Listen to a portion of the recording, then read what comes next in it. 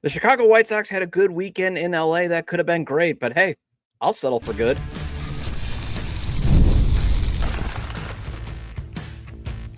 You are Locked On White Sox, your daily Chicago White Sox podcast. Part of the Locked On Podcast Network, your team every day. Hello, I'm your host, Todd Welter, a lifelong Sox fan, a contributor for SouthsideShowdown.com, part of the Fansided Network, and also I've covered Major League Baseball for outlets such as the Associated Press. And thanks for making Locked On White Sox your first listen every day, part of the Locked On Podcast Network, your team every day.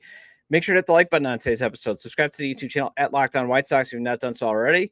Additionally, follow or subscribe to the show on your preferred podcast platforms. Well, the White Sox could have swept the Angels, but had to settle for a series win instead. There are a couple of reasons to be all right with that I want to discuss in the first segment. Then is it time to worry that Will Venable might not be good at managing the bullpen? And finally, it's Monday. Let's do a Minor League Monday report. This episode is brought to you by 5-Hour Energy Transfusion. Go to 5hourenergy.com today and use my promo code LOCKEDONGolf to receive 20% off your order. Only valid through September 30th. Order transfusion-flavored 5-Hour Energy shots today. All right, so the White Sox did something that they've not done since 2023. They won 42 games. That's right. The White Sox have gone past their win total for 2024. We will not have to discuss the 1916 Philadelphia A's or the 1899 Spiders this year. We don't even have to recall, the 1962 Amazing Mets. That's all gone. It's all over. And now you can declare them fun bad, because that was my criteria. Get past 41 wins, and I will declare them fun bad. Because, team's still bad, showed up yesterday when the White Sox blew a 5-0 lead and lost 8-5. Although, while a sweep would have made things great, you're still going to settle for good. You're still going to settle for fun. I'll take, this good winning, like another series that they just did. And they're 10-5 since the All-Star break. Break up the White Sox. Oh, wait, they didn't. Maybe it's a good thing they didn't listen to me. And think about all the good vibes going on right now. They have a possible superstar emerging right in front of your eyes in Colson Montgomery. And maybe the Andrew Vaughn for Aaron Civale trade doesn't seem like it's looking so bad for the White Sox right now. It might actually be mutually beneficial. Although I hate to be the semantics police, but I'm not a fan of applying fun bad to this team because it still indicates you're bad. Like, great, it's fun. I would actually suggest being cautiously optimistic, exciting bad, because they're still got a long ways to go to obviously have a complete team. That they still got to really find some pieces in the outfield long term. What are you going to, is Chase Meidroth your everyday second baseman? And if so, could you maybe find an upgrade because he's going to be a raised floor player just like Miguel Vargas? There's still some pieces, and not that you would like to at least have 2 or 3 superstars or 2 or 3 all-star players in your lineup, where right now it looks like you got Colson Montgomery's playing the role, or at least giving off those vibes. Edgar Carroll could be that guy if he can hit for power. Same with Kyle Teal, maybe. But otherwise, like I said, you're building right now the supporting cast. They still have to collect the stars, as as I've been saying. But that, doesn't mean you can't be excited. And obviously the bullpen, you still want to build that up a little bit more. But there's still a lot of excitement. And Sunday reminded us that they're still going to lose games this year. There's still some talent deficiencies. But Friday and Saturday were reminders that, things could get better quickly. And that's exciting. They could get better quickly than than we've expected. And the one thing I was thinking about on Saturday and Sunday morning when I woke up to see, hey, the White Sox have won, because I tried to watch as much as I could, after dark, but, you chase around an 8-year-old all day, playing with my little girl, doing stuff for the family. You tend to fall asleep in front of the television. I'll admit that. But when I woke up, rewatched, the replays and that, it was like, man, there's plenty of talented young kids here that they have that are showing that they can play in the big leagues. But we've been burned by that before during last year's rebuild. And I'm not trying to be negative here because the thought that I came to, and one of the reasons why I'm settling for the good is instead of just blindly saying, oh boy, Colson Montgomery, he's crushing home runs, it's going to be great. Like we did with Gordon Beckham, it's going to be great. I think maybe for me, and hopefully I can impart that onto you, again, fan how you want, but just to encourage is, there's nothing wrong with saying there could be some potential pitfalls, but not to be, to scrutinize them. But instead, like for me, why I get excited is realizing I think the thing that we kind of overlooked on some of these star players in the makings that maybe didn't turn out was there's still some hurdles to clear. And that's actually exciting to see. And I talked about the 4 hurdles Colson Montgomery needs to clear in a previous episode last week. And it's like, you know what? That's actually exciting. I can't wait to see Edgar Carroll and Kyle Teal maybe clear those hurdles of let's hit for power. Those are the things like getting this data. That's exciting. That's why I can settle for the good. If you can get some wins and still lead Tankathon while getting data that, hey, these guys are capable of clearing hurdles, man, that's where it's like, because you're still being cautious because the White Sox have, earned every piece of scrutiny, every piece of doubt. But at the same time, you can be like, you know what? Shane Smith and Sean Burke, yeah, they've got some ways to go, but they're giving me data that it could turn out all right. And that's the thing. We're just getting more and more data. And it's good to be excited about this. It's great to see Colson Montgomery hit 2 more home runs this weekend and give off the vibes that maybe his best baseball is ahead of him, despite struggling in the minors. Like last year, remember, he hit 218. But he's come up here and he looks natural at the plate. He looks comfortable. Thankfully, he's using the torpedo bat too. He looks like he's doing everything he can to make sure that he's going to stay a stud baseball player. And this is what MLB.com's Brent McGuire wrote that I wanted to share with you. Those 7 home runs are tied for the MLB lead since the second half began, and the most among all rookies, even ahead of 6 homers by A-star rookie Nick Kurtz. Montgomery continued his damage in the 3rd inning with an RBI single, giving him 21 RBI since the All-Star break, the most in the majors. I mean, think about that. I think I was hoping, it felt like that Corey Seager ceiling was just so far away through all his struggles. And now it's like, maybe he can reach his ceiling. But again, there's some hurdles to clear, and that's exciting. And maybe we are going to get the better version of Luis Robert Jr. because another reason why you can settle for the good this weekend instead of, being like, oh man, it would have been nice to have they swept, is maybe Luis Robert Jr. not trading him. Again, I still think it's a huge risk. And I talked about it on Friday's show, but maybe this culture change is actually rubbing off on him because he did have a hit in each game and he scored the only run on Saturday. And I like what Jim Margulis of SoxMachine.com wrote on August 1st. If Robert were toiling for a team that was listing, then sure, what would be the point of holding on for a return the league has deemed unrealistic? At this moment, however, the White Sox have an 8-4 second half record with some satisfying wins against teams that are trying, and Robert's performance is a big reason why.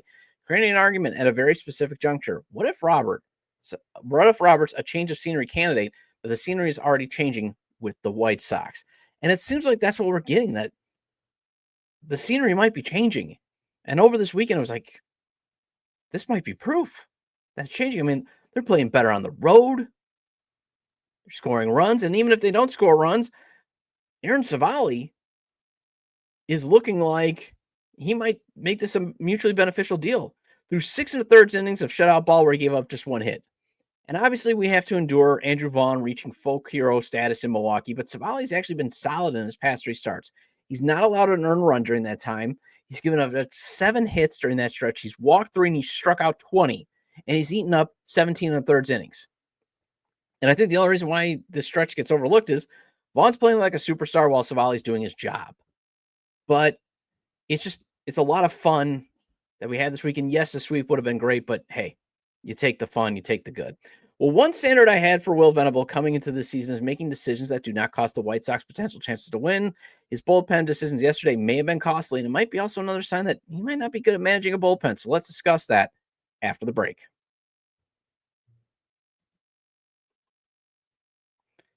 Time to fuel up and turn it up with 5-Hour Energy Transfusion.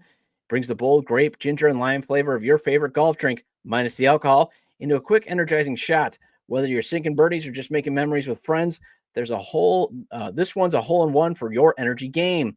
Let's be honest. Some days on the course or off it, you just need that extra boost to stay sharp and energized. And I remember my buddy and I, we thought we got this great deal playing 18. It was like $25 to walk. We were teenagers thinking, hey, we can walk 18 while carrying our bags. Man, I could have used a 5-hour energy transfusion then, as we were just dragging on the back nine. Golf is all about good times with good people and good flavors, of course. The grape ginger lime flavor gives you the best parts of your clubhouse go-to without chasing down that bev cart. And if you go to 5hourenergy.com today, that is the number 5hourenergy.com, you can use my promo code LOCKEDONGolf to receive 20% off your order. This offer is only valid until September 30th on one order and cannot be used with other promotions. The code is not good on subscription orders. Whether you're meeting up with friends or trying to turn 18 holes into 36, get the energizing boost you need to power through. Order transfusion flavored 5-hour energy shots today.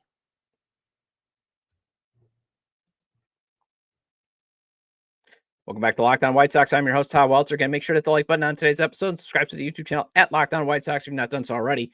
And if you can't catch the show on YouTube, Locked On White Sox is available on all major podcast platforms. So make sure to follow or subscribe on places such as Apple or Spotify. Either way, get your 30-minute fix of Chicago White Sox baseball venting with me. All right, so everydayers, you've heard me go over what I think a modern baseball manager should be. In fact, I was watching some baseball with my father-in-law, and he asked me about a different manager. Do you think this manager is going to be good? And I was like, yeah, because, but my father-in-law is a little bit more old school back in the days. Like when Sparky Anderson was one of the reasons why the Big Red Machine was plugging away. But with front offices now taking more control of like the lineup card, the manager has become a different role. It's one part HR guy to make sure the clubhouse is harmonious. It's one part make sure the team is prepared for every game that they're playing for that specific game, keeping them focused. And if you got players slacking, hold them accountable. Although one new wrinkle that I when I was talking with my father-in-law was you do have to add, I think, one part assistant GM, as a manager should work with the front office to make sure he has the players to implement his vision of what winning baseball looks like. I do like how Chris Getz had the idea that, hey, my manager should be my partner in terms of constructing our big league roster. The manager should be the one that's like, hey, this is what we need to do to play winning baseball. And then I'll go get the players using data and analytics and using other scouting methods and all that stuff to construct that roster. I also think a manager, again, is one part, being the control for the risk of a front office computer spitting out just a bad lineup card. I do think there does still need to be a little bit of a human element to the lineup card, but yeah, I mean, today's analytics, you can basically have your lineup card automated, I think, most part, and just be like, oh, Joshua Palacios batting second. I don't agree with you, computer, and maybe make those changes. And then finally, one part, you are the in-game decision maker. You are going to have to make some decisions, the proverbial pushing the right buttons. And if you do all those things right, I think you're going to get, a above replacement level manager, because I think it would be great if there were metrics to just measure, what's a wins above replacement level manager, a net neutral manager, and a negative manager. And then when it comes to Will Venable, I think he's done a good job of, again, keeping the clubhouse vibes good. The team actually does look more prepared. And I mean, I think he does have a vision of what can potentially win you more games. I mean, he looked at it, he's been harping, hey, we got to hit fastballs better. And it seems like they're doing that a lot better this year, as the season has gone on. I think, he's done a good job of forming that partnership with Chris Getz. It seems like, Venable has a vision of what that winning baseball is, not just beyond, hey, we got to hit fastballs well, or we got to execute our pitches. But, I think he thinks, I think he's got a sauce for it, pitch well, be in the right spots defensively to get outs, run the bases aggressively, and then, hit the ball deep, but have a balanced lineup of lefties and righties. Obviously, they still need to get those horses. So that leaves the in-game decisions. And that specifically points to, too, your bullpen management. Because that's a huge part of the manager's job. And there does continue to be signs where, maybe he is a net negative or a neutral manager. Although, does he have the horses? That's the other thing right now. Because I do like his modern approach to a bullpen in that, I do like that he does believe that your best relievers should not just be reserved for the 8th and 9th inning, like the old traditional, set up man in the 8th, closer's your 9th. You should be using your best relievers to get the biggest outs when they're needed. Except I do believe you got to have, kind of a guy that maybe even 2 that can pitch in the 9th, because there is that mental where you have no margin for error. So you got to feel like you're the dude. Because again, especially if you're on the road, like we saw yesterday, you make a mistake, game over. That type of stuff. So you got to be able to have a guy that can handle pitching in the 9th inning if it's a safe situation. But otherwise, sometimes, again, the biggest outs may come in the 6th inning, that type of stuff.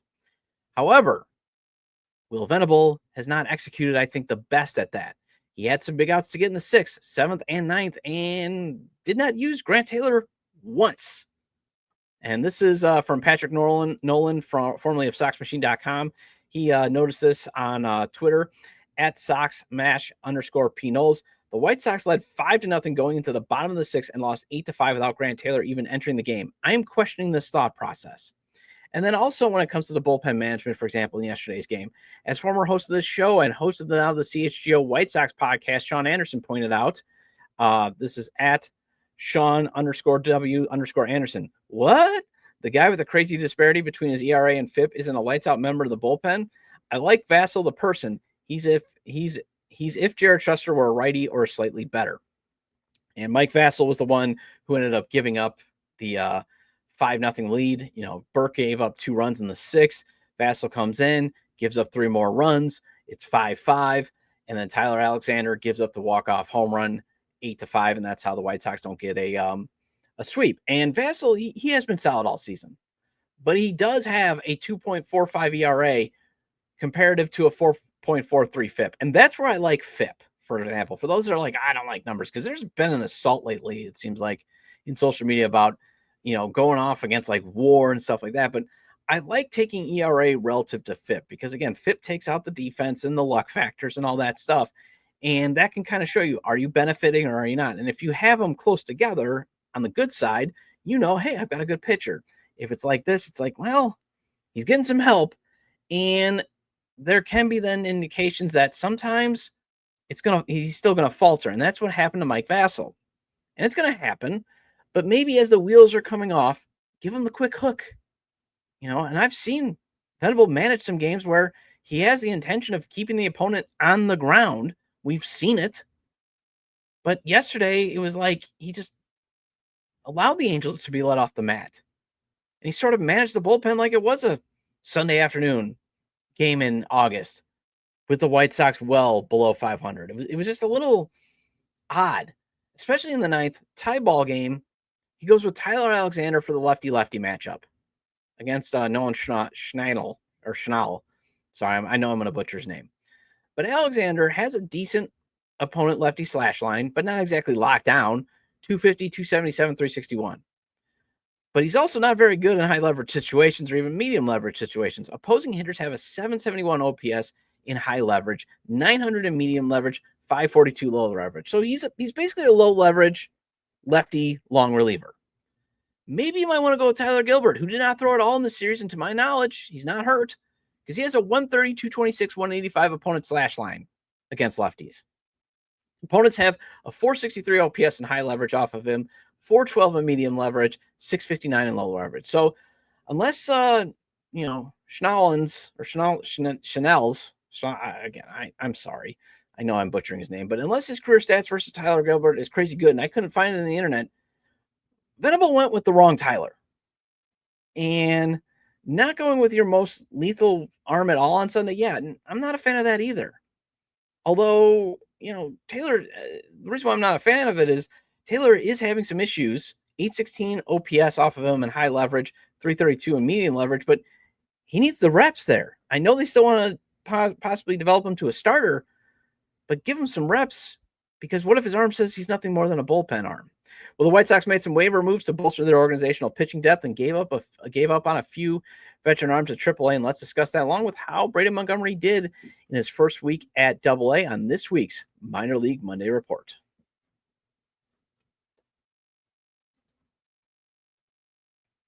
Summer sports are in full swing, and whether you're all about baseball under the lights, golf on the green, or high-stakes soccer action, FanDuel is the best way to make every game even more exciting. You're already following the action. Why not make it a little bit more thrilling? With FanDuel, you can get in on the game while your friends are getting sunburned at the beach. It's easy to use, fast to pay out, and makes even regular season games feel like a must-watch event. FanDuel's traditional money line spreads and over-unders, they're fun to play. But I always maintain, if you want to win big or at least double or even triple your money, then go with FanDuel's parlays, props, and futures. For example, you can still get a good number when it comes to who will win the World Series. Think the Dodgers are going to repeat? They're still at plus 240, so you can still turn $10 into $24 if the Dodgers win it all. And maybe the San Diego Padres, they go all the way after going all out at the trade deadline. They're at plus 1,800 the last time I checked. So $10 there, and the Padres win the whole thing. You could cash in a ticket for $180 potentially. New to FanDuel, new customers can bet just $5 and get $150 in bonus bets if your first bet wins. Open the FanDuel app today and visit FanDuel.com/lockedon to get started.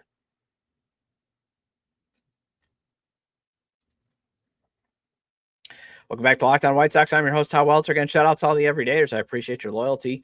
Please hit the like button on today's episode. Recommend to your fellow Sox fans or baseball fans, friends, to subscribe to the YouTube channel at Locked On White Sox, wherever they get their podcasts, as the show's available on all major podcast platforms.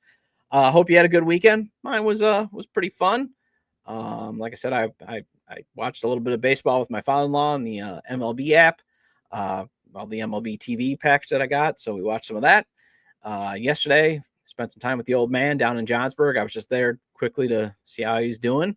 And otherwise, it was just, pretty low key on that end. So hopefully you had a good one. Well, anyways, just call them the Milwaukee White Sox.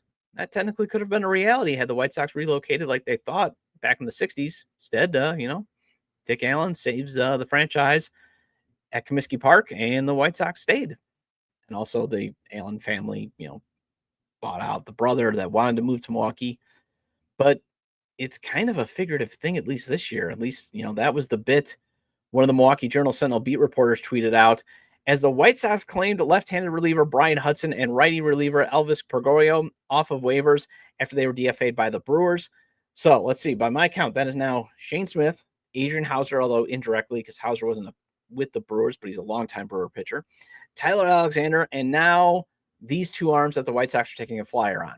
That's at least, by my count, they've now, kicked the tires on at least 5 former Brewers pitchers, if I'm doing the math right. If I missed something, obviously feel free to leave something in the comments.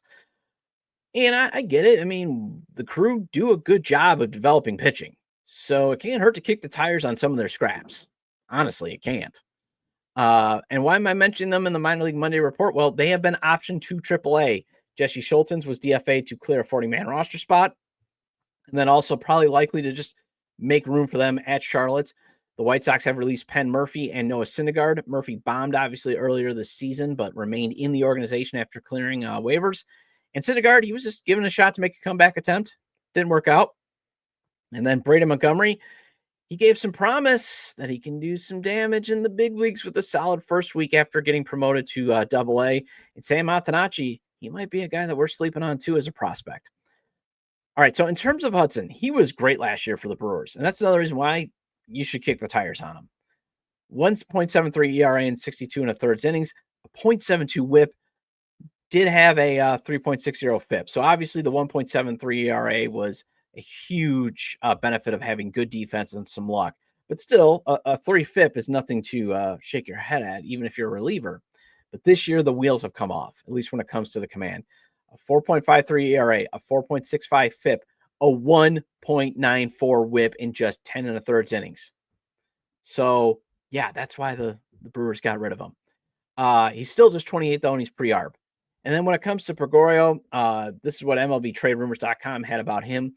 He provided solid but unspectacular middle relief for Milwaukee in his first 2 years pitching for the club, posted a 3.20 ERA and a 3.92 FIP across 111 appearances while striking out 21.1% of his opponents and walking 11.1%. He took a step back this year, however, and pitched to a meager 4.91 ERA with a microscopic 13.9 strikeout rate in 7 1/3 innings before he was designated for assignment. So, as I've been advocating, though, the White Sox should not be spending a ton of money on their bullpen, with the exception of, say, they could have done it this offseason, and maybe I would even say next offseason to flip for more assets. Because, again, while things seem exciting right now and enjoy the ride, like I've said, 2026 might be, let's aim for that 75 to 80 win mark, okay? That's where I'm more hoping for, on the next step up the ladder. But 2027, 2028 are still the years that I think they've got to make still moves to get. So then those are the years that they are not only competing, but they're competing for the division and they're competing to actually win playoff games. Yep, I know I'm going to dare to dream, but this is what this excitement is about right now. So, if you grab more of these guys off the scrap heap that are especially still in their 20s, take a look at them. Can't hurt, and there's nothing wrong saying that maybe the Brewers have just missed something.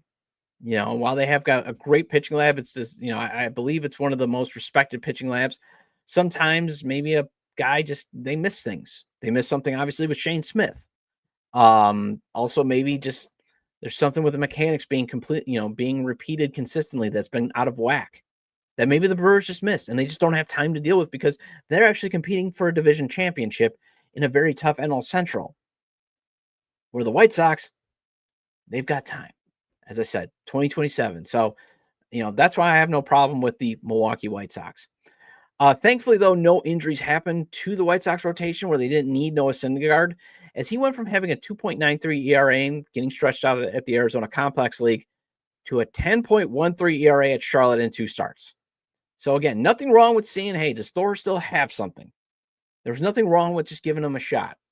But thankfully, the White Sox are not doubling down and wasting any more time on him. Just move on. He was clear. His best baseball days are way behind him. So move on.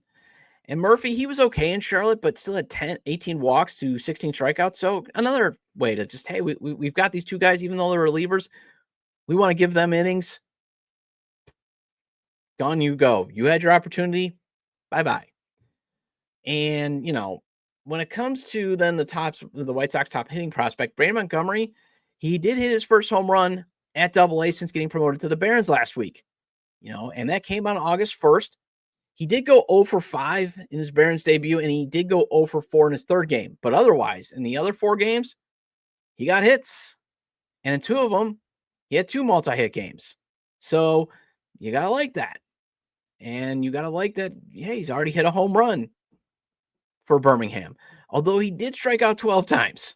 So obviously strikeouts are probably going to be a problem. You got to hope that he cuts down on them.